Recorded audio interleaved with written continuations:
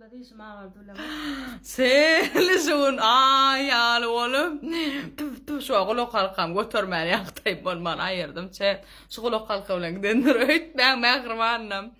Selişun muğdil içmeyene gittim. Selişun baran yendim adım kapalı. Tonmanı yıkayıp. Tonca mam deyip sorarsanız. Bardım yüzüme tereyeceği işte iyi bilmedim. Oğul kayıttım baran yerimden susu geldim de.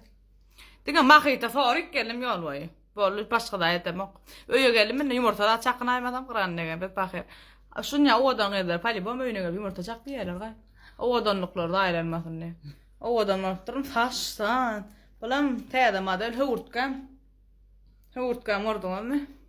Normal yere hurtkan. Öyle tuttum. Bu taraftan bir hurtkan. Yo bu yüzüm orunda da şeydi bu. Ne? Onlar benim ağlarda bu taraftan yatadan şey mağlayacağım. Tungu olup durun burada tavuk. Aynen öyle.